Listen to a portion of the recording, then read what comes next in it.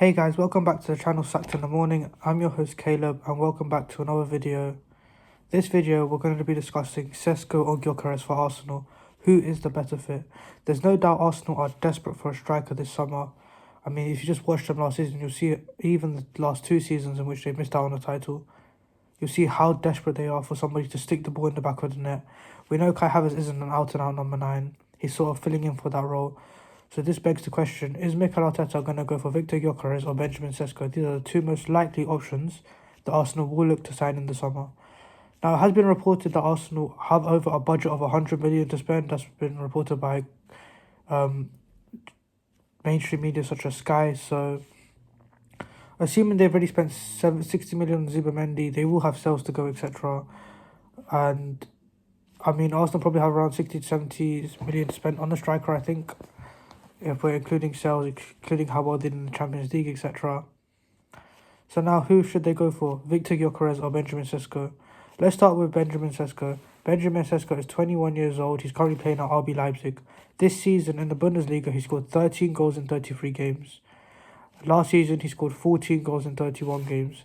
In the Champions League, he scored 4 goals in 8 matches this season and 2 goals in 8 games last season. So Benjamin Sesko, he's not hitting, for example, 20 goal seasons, for example. I know that in the Bundesliga they do play 34 games, not 38. He hasn't even played 34 games. So is Benjamin Sesko somebody who's a prospect going to come to Arsenal with all the pressure that he's going to have compared to RB Leipzig, a team that just hit the Champions League semi-final? Is he going to be able to replicate that?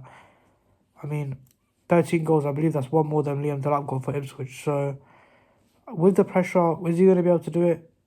It's interesting. Now we look at Victor Gyokeres. Victor Gyokeres for Sporting Lisbon. In 33 games this season, he scored 39 goals in the league alone. He got 7 assists. Last season, in 33 matches, he got 29 goals and 10 assists. In the Champions League, bearing in mind Sporting got knocked out again in the playoff round, he played in all 8 games. In the league phase, he got 6 goals and he got 1 assist. Actually, don't quote me on that, or playing all the games in the league phase. Well, I know he played 8 games in the Champions League, he got 6 goals, he got an assist. Victor Gyokeres looks like more of a bagsman right now. Now, there is obviously hesitancy. We've seen, for example, previous strikers or previous forwards in the Portuguese league who come with massive sort of reputations. We've seen with Darwin Núñez, they come with massive reputations and they don't live up to it. In fact, they turn out to be maybe what people would say a flop signing. I'll put that in asterisks whether you call Darwin Núñez a flop or not. But he wasn't the clinical striker that Liverpool were looking for. So maybe there is a bit of hesitancy from Arsenal looking at how players have sort of gone. They obviously have signed from the Bundesliga before. So therefore, if we look at that, maybe the Bundesliga looks as more of a justifiable league. Look at Erling Haaland, for example.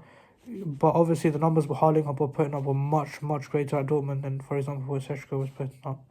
It's an interesting dilemma. I mean, if you were to ask me who Arsenal should sign, I would say Gyokeres. He looks more of a proven out-and-out player who's going to score goals right now. He runs in behind. He's a monster. He can take players on one-on-one, and he can do things by himself.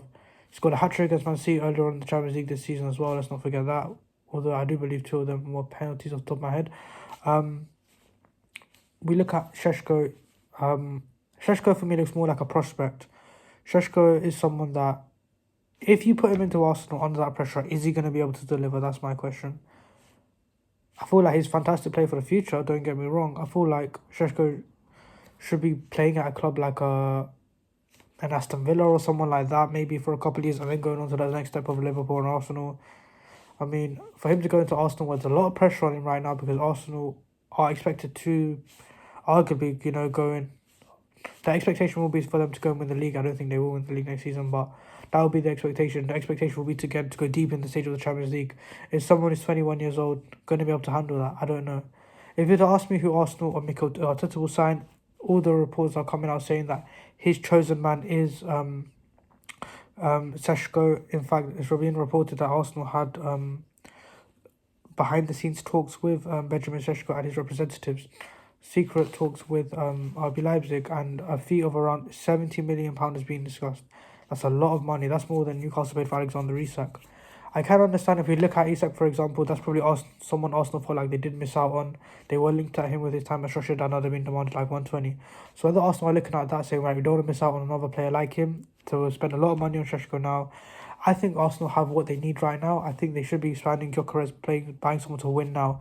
I feel like Sesko is someone signing to win in maybe 2 to 3 years. He's gonna need time to adjust to the Premier League. You know, he's not the most clinical. I mean, he's not. You know, Elise scored I think 12 goals in the Bundesliga last season, so that's just that's Elise's first season in the Bundesliga. So overall, my overall takes, I think Arsenal, they definitely need a striker, there's no excuse from that. They need other positions as well. They need another forward, like a left winger. Obviously, Zubimendi's coming to cover that holding role. They're going to need, obviously, another goalkeeper, backup goalkeeper as well, potentially another fullback as well, or a centre-back to cover.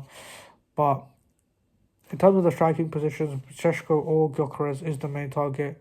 I mean, it'll be interesting because if Arsenal do go for Sesko and, for example, Chelsea, Gyokeres ends up at Chelsea, for example, I know they just signed in the lap, and a video will come out on that when the official signing is announced. But if Gyokeres goes to Chelsea and bags 20 goals, Sesko goes to Arsenal, scores 10 goals, I mean, Arsenal are just going to look like clowns, in my opinion. It just doesn't. And I know Sesko is going to be one for the future, but Arsenal need to win right now. Anyway, thanks for watching, guys. Appreciate the support. And on to the next video. Thank you.